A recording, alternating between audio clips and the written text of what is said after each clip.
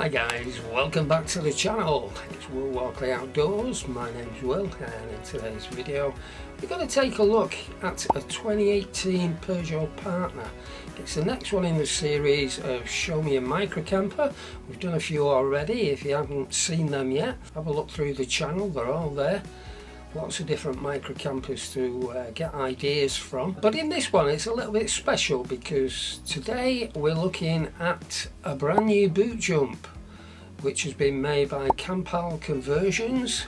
I'm lucky to be able to video this for you. It's a bit of an exclusive, so first time that you're going to see this. It belongs to a guy called Si Ames, and he's got a Peugeot Partner Tepee. He's just had a new boot jump fitted, and it's to his own design as well, so very interesting. So without further ado, let's jump straight into the video.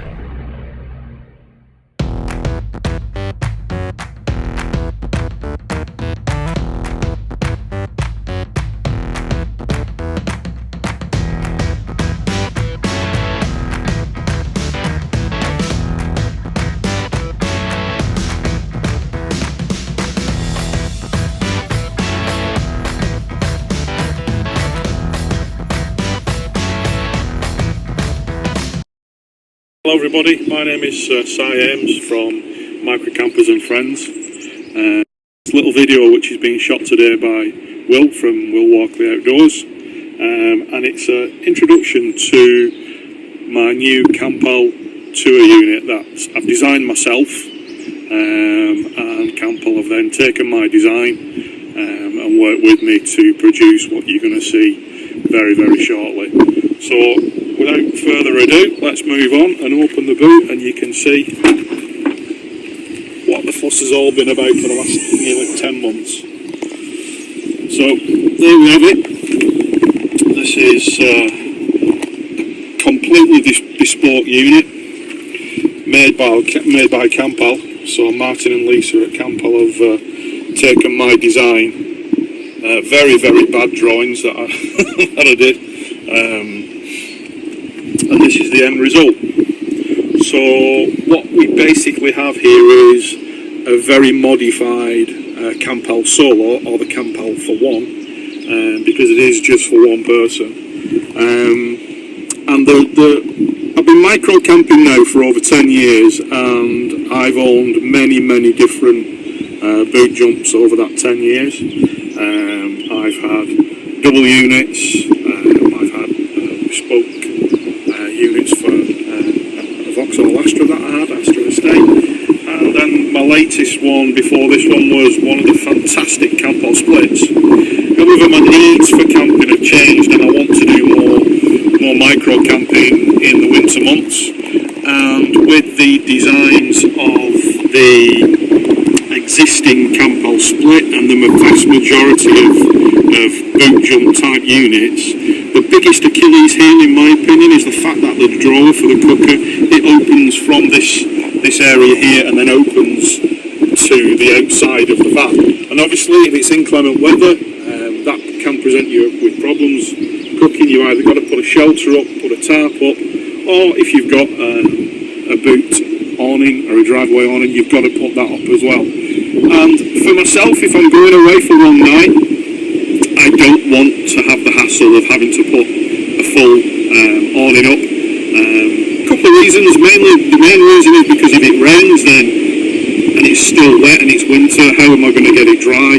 And then obviously you've got all the hassle of putting a large awning up in windy weather or rainy weather by yourself, which is, quite frankly, never a great deal of fun. Okay, so as I mentioned previously, one of the biggest bugbears that I had with the vast majority of boot jump and camping units in the boots of vehicle design is the fact that the cooker goes to the outside.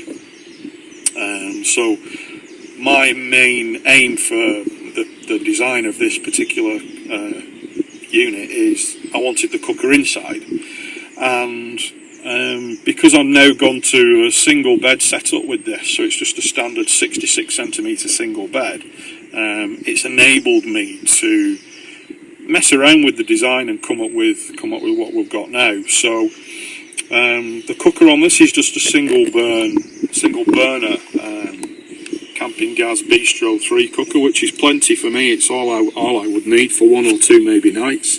And as you can see, the cooker now opens up inside of the van. That means I can either use it like it is now, or I can take the cooker out and use it on a table outside, because the cooker is completely removable, and it just uses the standard cartridge type camping gas cartridges. These are fantastic little cookers, really efficient. They will boil a full kettle in less than a minute and a half, just a standard 1 or 2 person kettle, and they're really good. I also have a windshield which will go around here and protect the plastics of the vehicle when I'm using it, if I want to use it inside the van. And because I have the opening window on the back of my tailgate, I can safely use this inside the van with the tailgate actually closed, and it runs no risk to myself or the vehicle. Goes without saying, you wouldn't ever use this stove with the vehicle completely closed up. There'll be lots of discussions about that in the past, so I'm not going to go into that at all. As you can see then, so the drawer, it comes out and there's a bit of storage underneath here, so you can put a plate and your cutlery and what have you underneath there. Then there is a little storage compartment here on the right hand side of the stove, and in there I've got the little windbreak that I use to put around the cooker itself. The drawer will lock in position with a bolt there, and it stops the drawer moving back and sliding back in, so it's super safe. And when the drawer is closed, there is a further lock which then will lock the drawer in place, so when you're driving about, it's not going to slide open. So every little thing has been thought out about this to make it very easy to use, and also make it safe to use as well. You can see here there is another little door. It's got a lovely little spring-loaded catch on here. This just opens up and drops down, and then it gives me all that storage in there. So you can put lots and lots of stuff in there. It's also got a pass-through here as well. You see my hand there? And you can access this from this side, so you can fold the seats up and access this pass-through and access this storage here. So now I'm going to go through how quick and easy and simple it is to set this Campbell tour up. I've already folded the 2 back seats down. You all know how to do that. That's not something I really need to show you how to do. But 2 back seats just fold down flat, and now I'm going to unfold the Campbell unit itself.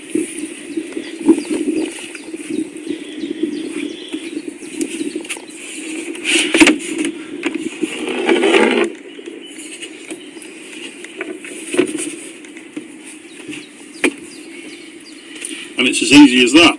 So that now puts the bed into what I would call the day mode, and that then makes it a really nice lounging area, using the front passenger seat backrest to lean this part of the bed up, to make this into a seating area then that you can actually use during the day, and sit inside the van quite comfortably. So what I'm going to do now is I'm just going to fold the bed flat and get that into position.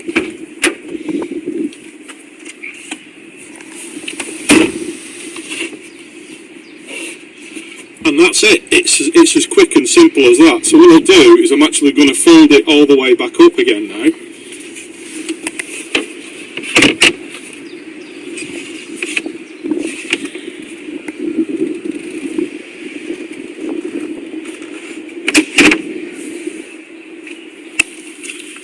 Pop the cushions back on the top,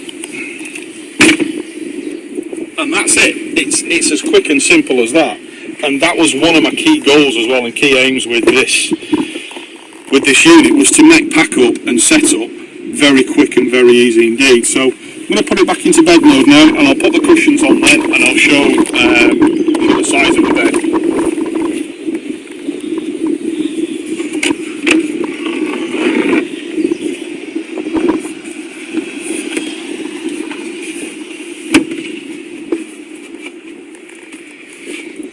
And when it's folded out, as you saw as I was folding it up then, it has an additional supporting leg, which is this here, and then that sits on the floor behind the front passenger seat, and it gives you that support, so it's really strong, and the bed itself is level, which is great, because the last thing you want is a bed with your head dipping down towards the front of the car when you're sleeping on it. Something worse than that, in my opinion.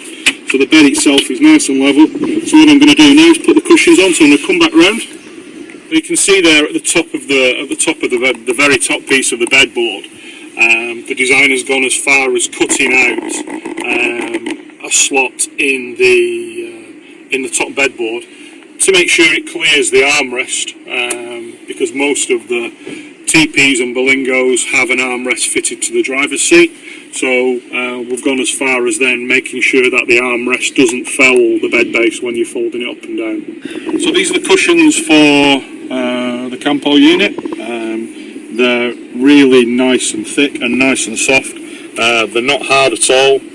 It's a memory foam type foam inside, and it's covered in a really white, clean, easy. It's almost like a velvet type material. I'm not sure what it is actually. And they do them in lots of different colours. This is the colourway that I went for. They do them in a grey, and they do them in the blue and the grey like this, and they also do them in a complete black as well. One thing I do like about the Campo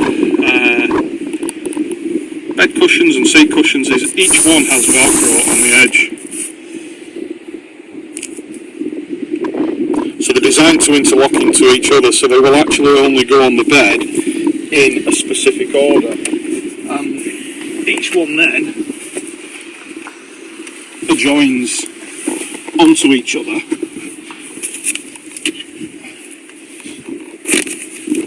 and the beauty of that is that there is less of a tendency for them to separate out with the weight of you when you're sleeping on them. However, what I do, and what I've done for many years now, on all of my camping units, is I use fitted sheets. In my double Campo split, I used to use a double fitted sheet. You can pick these up so cheap now from anywhere for less than £5. And what I'll do is I'll put a single fitted sheet on this, and because the fitted sheets are elasticated, it will also help keep the cushions together as well and minimise that tendency for cushions to split out. So that's it now in its sleeping mode. So what I'll do is I'll just move the front seat again, and I'll show you the bed in sofa mode. So there we go now, the bed is now in what I would call sofa mode.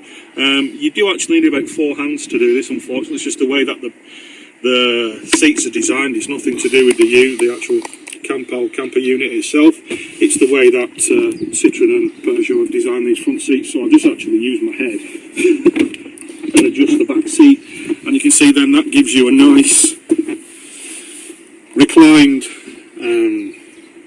backrest to lean against, and if you want it a bit further up then,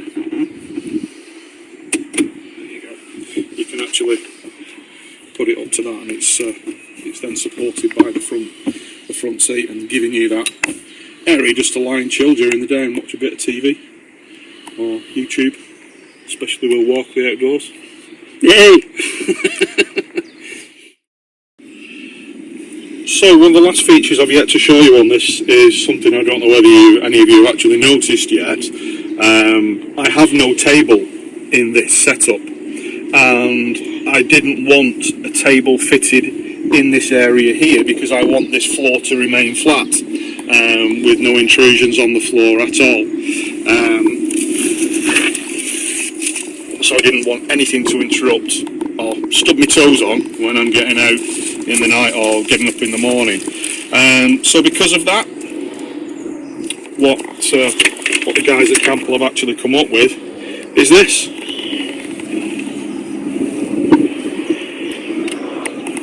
So we have a nice pull-out surface here, which I can then take the cooker out of here.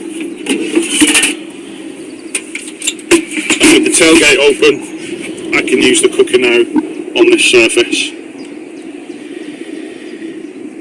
So I've got a double use of the table. It can be used for prepping food or making a brew, or as you can see here, it can be used for also taking out the camping gas stove and popping it on there.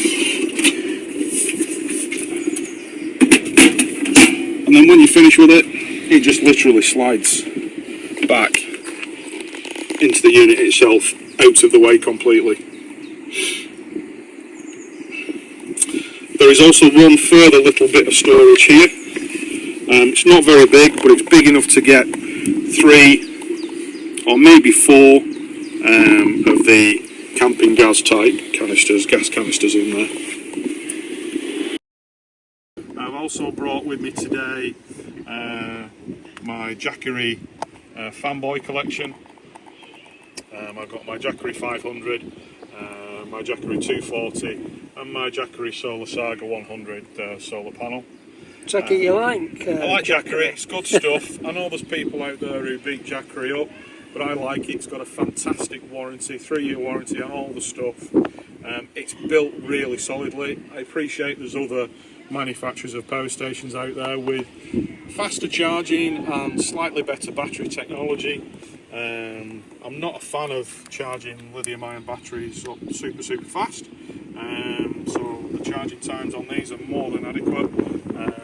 I've got 2 because I have the main one, the 500, which will power my compressor fridge when I'm off grid, and then I have the smaller 240 one, which is this one here, because my wife, when she joins me on camping trips, she uses a CPAP breathing aid machine, and this one will actually do 4 nights of continuous use without the humidifier attached to a CPAP machine. So little Jackery 240 performs really well, and I'm super That's good, that 4 nights. 4 nights just running her CPAP machine, with the 12 volt adapter. Obviously we don't use the 240 inverter on her CPAP machine, we just use the standard 12 volt socket, and we have a dedicated 12 volt adapter to run her CPAP machine, and that will give us 4 nights of continuous use without having to worry about charging. And in terms of camping, that's the longest I would do off grid. So off grid being here in the UK would be on a campsite. I don't wild camp because in the UK here actually it's not allowed. You're not allowed to wild camp in a vehicle. So I only camp on campsites, and 4 nights is the longest that I would ever do without electrical hook. Any longer than 4 nights, then we would have electrical hook, then we would replace the jackets. And that's on the 240 one, isn't it? That's the cheapest one you can get. That's the cheapest one you can get. There's constantly deals on Amazon for these things as well. I think at the moment, over this next weekend, which is the first weekend after Easter, we're in 2023 now, and it's just come past Easter. I think they've got 10 or 15% off, depending on which size Jackery you go for. But I highly recommend the 240 for charging your phones and your tablets and that sort of thing. And then if you want to run a compressor fridge, I get 5 days out of the Jackery 500 with my compressor fridge, and then if I need to top it up, I'll just use my my Solar Saga 100. Not actually used this yet. This is brand new. I bought that on Amazon's last Black Friday sale back end of last year, and I actually got this for £220, which is a massive saving over what it costs. It is, isn't it? Yeah, it's nearly 300 quid, I believe. You pay full price for it. I do have another solar panel. I have a generic 110 watt solar panel, Docchio one, which I'm more than happy with, and that one will be used on the 240. So I've got 2 solar panels. I've got the 100 for the Jackery 500, and then the Docchio 110 volt for the little 240. Right guys, you join me inside of the van now, where I'm going to go through a couple of modifications that I've done to the 12 volt system within the van. Very simple, very easy things to do. If you've got a good knowledge of 12 volt electrics, then you should be able to do these. So I fitted a couple of 5 volt USB 2.1 amp sockets, and also a 12 volt accessory socket. Now these are only live when the vehicle engine is running, and these will give me power primarily for charging up power banks to charge phones, and also then running this splitter that I have down here, where I've got 3 individual 12 volt accessory sockets, and I will use these to charge the Jackery when I'm driving about, keep it topped up, and also run and power my compressor fridge when I'm driving about. As I said, when the engine's off, none of this is live, so there is 0 chance of flattening the vehicle battery, and I would never use these to on a campsite with the engine running, because it's just an antisocial thing to do, in my opinion.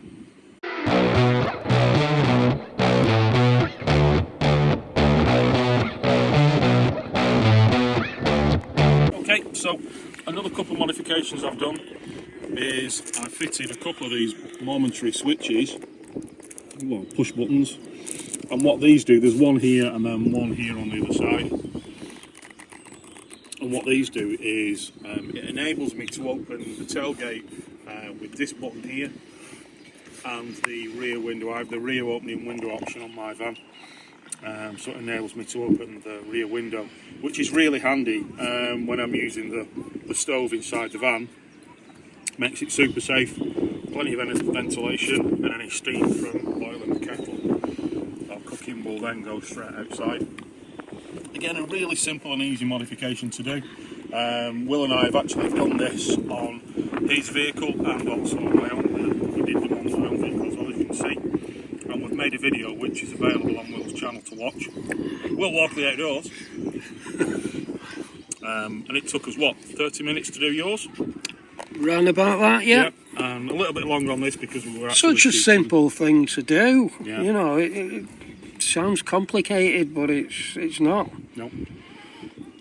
And it's a game changer, isn't it? It is, Definite game changer. Definite game changer. And if you don't have the opening window option on your van, just one of these buttons will then suffice, and it will enable you to open the tailgate from inside the vehicle. You can't open them both at the same time, though, can you? No, you can't. If you tailgate, give you a top tip, if you tailgate, you find it won't ever lock from outside when you're closing your tailgate, make sure your opening window is actually closed and it's locked. Because if the window is left latched open, you won't be able to open your tailgate. So if you're a problem opening your tailgate on the Blingos and the Peugeot Partner Tepees, that's your issue generally. One of my most recent things I've got is this, and what this is for is it will actually hold my tablet. When you see the bed set up later, you'll see why this is handy, because I can angle this, put my tablet in, and watch my favourite Will Walkley Outdoors YouTube channel. I like it, I like it. Many other channels are available, some are better and some are worse. But this again was relatively inexpensive.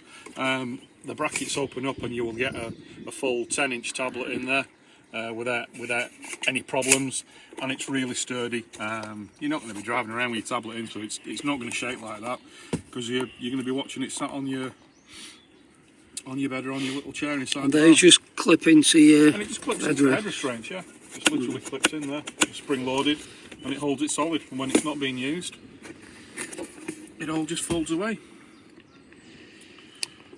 Link, please. Link will be given, don't worry. And then the other thing over here is my Wi-Fi. Excuse me. This is just a little mobile Wi-Fi router that I got off eBay.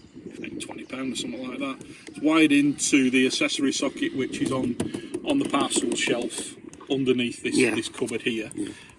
It's just got a standard £10 SIM-only contract in there, and it gives me 64 gigabytes of data, which is more than enough. And that one's with PlusNet. I went with PlusNet for this because it runs on EE, which is, in my opinion, frankly, a much better network than our mobile phones, isn't it? Well, Yeah. Say no more. Don't go with the club card brand. SIM card is all I'm going to say. Yeah. Useless.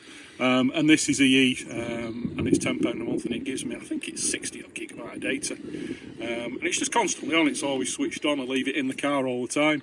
My phone connects to it automatically, and so does my tablet when I switch my tablet on. And it makes sure that I've got connectivity to the big wide world out there.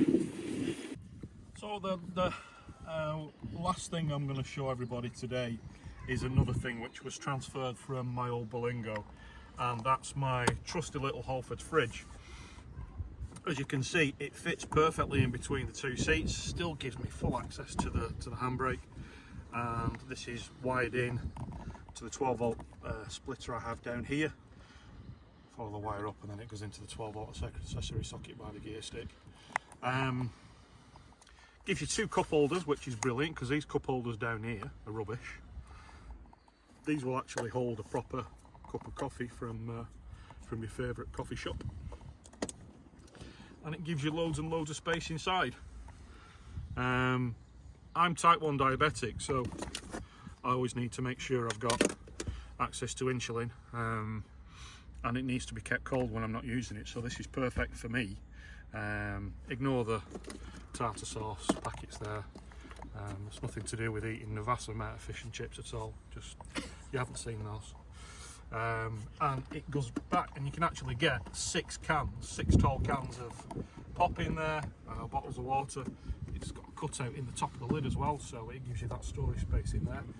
And it is just perfect for if your car didn't have the armrests on, you can actually use it as an armrest as well. But it's nice and secure, it doesn't go anywhere. I've just got a web. What's the actual capacity on it? I think is it 8? It's about 8 litres. 8 litres. Yeah, I think it's 8 litres inside. I'm actually going to use only this weekend. I'm not going to take my compressor fridge with me this weekend, and I'm just going to use this. So I'm only going away for 2 nights, so all I need to keep cold is some milk and some bits of ham or whatever for a sandwich. So that will give me plenty of room in there to do that. Halfords, 30 quid. I think they are. Yeah. They still sell them now. I've seen them on Amazon as well, to be fair, without the Halfords branding on in different colours. But they always seem to be about £110. I don't understand that. When at Halfords it's 30. I think it's 39. It's either 34.99 or 39. Yeah, they're around about 30 quid. One or the other. They're not super expensive. It is a thermoelectric fridge, so the fan does run all the time, but this only functions when the engine's running anyway, so you can't hear it.